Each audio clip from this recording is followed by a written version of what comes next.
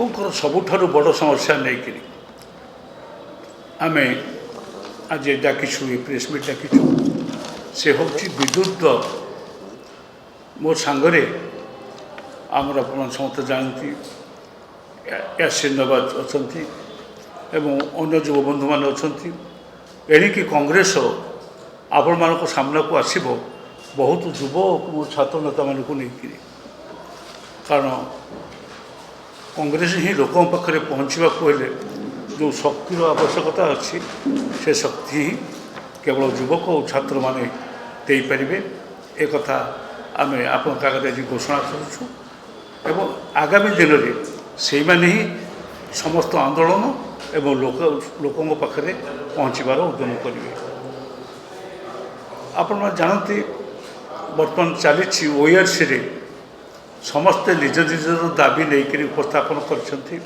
ଏବଂ ତାପରେ ଜନଶୁଣାଣି ଚାଲିଛି। ଏ ଜନଶୁଣାଣିରେ ବହୁ ଲୋକ ବିରୋଧ କରିଛନ୍ତି, ଆକୁ ଆମର ବିଦ୍ୟୁତ ଦର ବୃଦ୍ଧିକୁ ଟାରିଫକୁ ବୃଦ୍ଧିକୁ ବହୁ ଲୋକ ବିରୋଧ କରିଛନ୍ତି। ତା ସତ୍ତ୍ୱେ ମୋର ଯାହା ବିଶ୍ୱାସ ଯେ ସରକାର ଯେହେତୁ ଗୋଟେ କମ୍ପାନୀ ସପକ୍ଷରେ ଅଛନ୍ତି,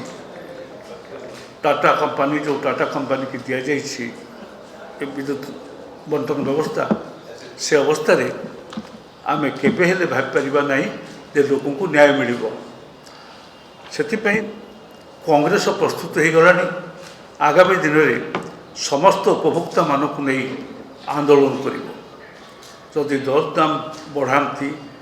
କାରଣ ମୁଁ ଆପଣଙ୍କ ଆଗରେ ଗୋଟେ ତଥ୍ୟ ଥୋଇବା ପାଇଁ ଚାହେଁ ଯେଉଁଥିରେ ଦର କମିବା କଥା, ଅର୍ଥାତ୍ ଆମମାନଙ୍କୁ ଯେଉଁମାନେ ପଇସା ଦେଇସାରିଛନ୍ତି ଉପଭୋକ୍ତାମାନେ ତାଙ୍କୁ କିଛି ପଇସା ଫେରାଇବାର କଥା ଅଛି। ଫେରାଇବା ପରିବର୍ତ୍ତେ ବୃଦ୍ଧି କରିବାକୁ ଆମେ ବିରୋଧ କରୁଛୁ। ଏଣୁ ସେଥିପାଇଁ ଆଗାମୀ ଦିନରେ କଂଗ୍ରେସ ଆନ୍ଦୋଳନ କରିବ ସବୁ ବର୍ଗର ଉପଭୋକ୍ତାଙ୍କୁ ସାଙ୍ଗରେ ନେଇକରି, ଏବଂ ଯେଉଁ ରାଜନୈତିକ ଦଳମାନେ ମଧ୍ୟ, ମୁଁ ସଭାପତିଙ୍କ ସାଙ୍ଗରେ ଏ ସମ୍ପର୍କରେ ଆମ ଦଳ ତରଫରୁ ପରାମର୍ଶ କରାଯାଇଛି, ଯେଉଁ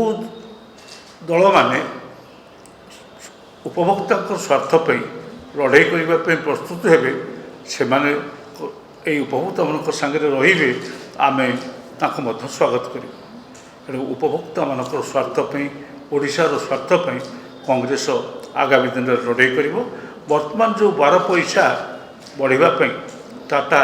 ହିସାବ ଉପସ୍ଥାପନ କରିଛନ୍ତି 12.42 ପଇସା, ପାଖାପାଖି 12.5 ପଇସା ୟୁନିଟ୍ ପିଛା ବଢ଼େଇବେ। ୟୁନିଟ୍ ପିଛା 12.5 ପଇସା ବଢ଼େଇବାର କୌଣସି ଯଥାର୍ଥତା ନାହିଁ। ସେ କହୁଛନ୍ତି ଯେ ଆମେ 1300 ୟୁନିଟ୍ ମିଲିୟନ ୟୁନିଟ୍ କିଣିବୁ ଅଧିକା, ତେଣୁ ସେ ଅଧିକା କିଣିବା ପାଇଁ ହେଲେ ଆମକୁ ପଇସା ଖର୍ଚ୍ଚ କରିବାକୁ ପଡ଼ିବ। ମୁଁ ପଚାରିବାକୁ ଚାହୁଁଛି ଯେ 1300 ୟୁନିଟ୍ କିଣିବେ କାହିଁକି? ଗୋଟେ ସରକାର ଯେତେବେଳେ ଗତ ବର୍ଷ ଆସିଲା ସେ ଚିତ୍କାର କରିକି କହିଲା ଲୋକଙ୍କୁ ମାଗଣା ବିଦ୍ୟୁତ ମିଳିବ। କେଉଁ ବାବଦରେ ମିଳିବ ପ୍ରଥମେ କୁହାଗଲାନି, ତାପରେ କୁହାଗଲା ଯେ ସୋଲାର ଏନର୍ଜି ବାବଦରେ ଆମେ ଲୋକଙ୍କୁ ମାଗଣା ବିଦ୍ୟୁତ ମିଳିବ। ମୁଁ ଗୋଟିଏ ବଡ଼ ପ୍ରଶ୍ନ, ଏଇ ଯେଉଁ ଅଛନ୍ତି ମୋହନ ସରକାର, ତାଙ୍କର ଯେ କେହି ଏକଥା ଆସି ଉତ୍ତର ଦିଅନ୍ତୁ, କେଉଁ ଗୋଟିଏ ଲୋକ ଏଇ 8 ମାସ ସରକାର, ତାଙ୍କର 9 ମାସ ସରକାର ଭିତରେ ଜଣେ କେହି ହେଲେ କିଏ ପାଇଛି କି ଏ ଯେଉଁ ମାଗଣା ଏନର୍ଜି? ସେ ସୋଲାର ହେଉ ବା ସରକାରଙ୍କର ମାନେ ଟାଟା ସପ୍ଲାଏ ହେଉ, ଏରୁ ଗୋଟିଏ ଲୋକ, ମୁଁ ବେଶୀ ଲୋକଙ୍କ କଥା କହୁନି,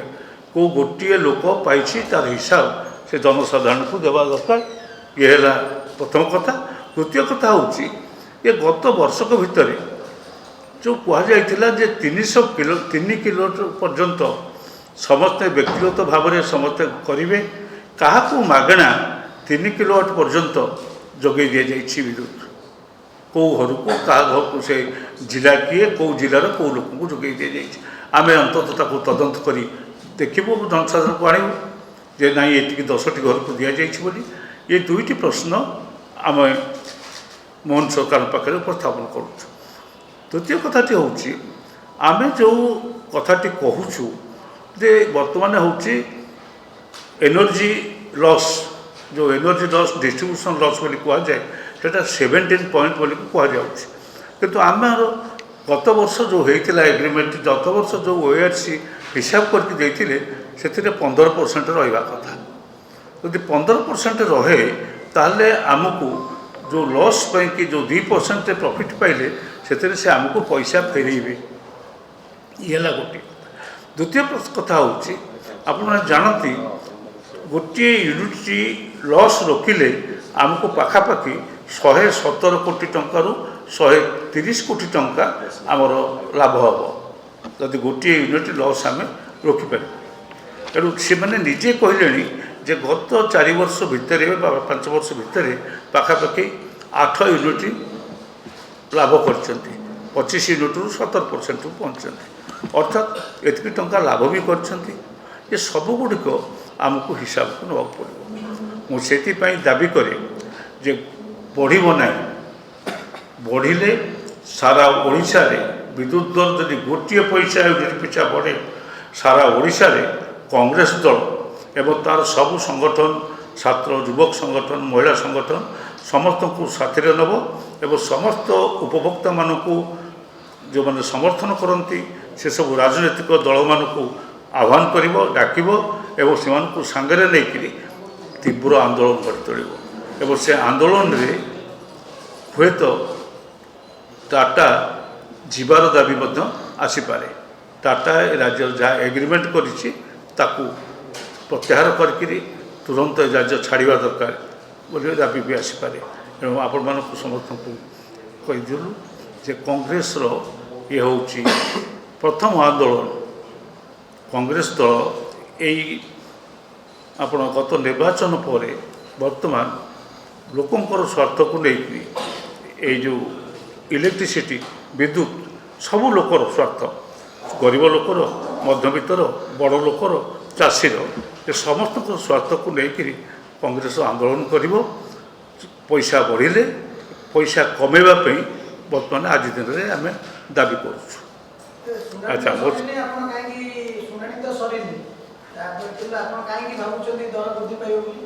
विद्युत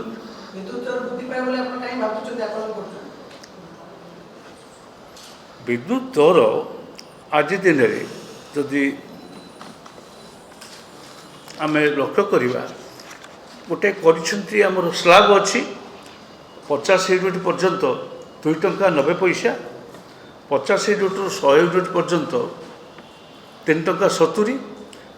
100 यूनिट ऊपर को 4 टंका 70 ता ऊपर को 6 टंका 10 पैसा 6 टंका 10 पैसा ये रेट अच्छी आप आपको हिसाब करदे आवरेज कारण अधिकांश लोक पाखापाखि 100 यूनिट व्यवहार करती 100 ରୁ 150 अधिकांश लोक कारण ओडिशा रे लोकंकर आर्थिक स्थिति एत भल नुहे किंतु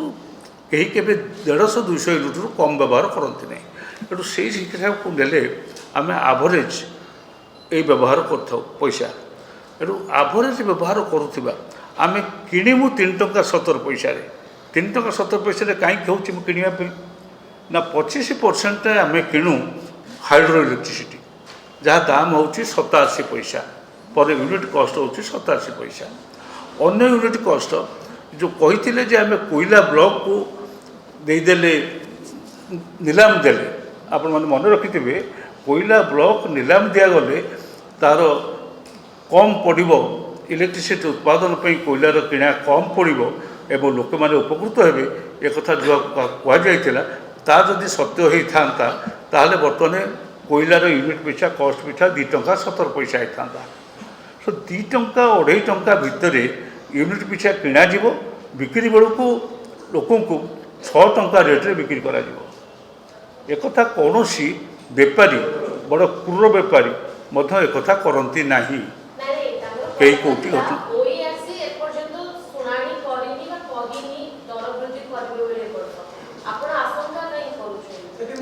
आशंका आशंका ये करुचु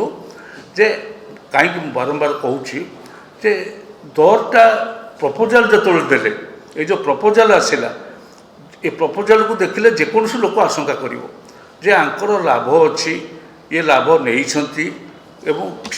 उत्पादनकारी संस्था नहीं एवं वितरणकारी संस्था नहीं ता सत्वे ये प्रस्ताव कहीं आनिले सबुठ बड़ कथा हूँ जो सरकार गोटे सरकार ये राज्य चलती से सरकार अधीन में ग्रेडको अच्छी सी केमती रेट बढ़ाई कहीं कह सी तो कम दर में किणुची किणिकी तो बिक्री करवा लोक सी तार दुकानटा हूँ अन्यठू किणव एवं वितरण कंपानी मानक बिक्री कर से गोटे सरकार जिते प्रस्ताव रखुच्छे पैसा बढ़ू आम वितरण करने को पैसा बढ़ू जिते वितरण कंपानी मैंने कहते आम पैसा बढ़ू ये सब पैसा अल्टीमेटली आम खाउटी मानक पड़ुछि आम भर आशंका आसवा स्वाभाविक भय आशंका रही तो रहा एणु आम से एक प्रस्तुत हाँपी आम समस्त सामने करूँ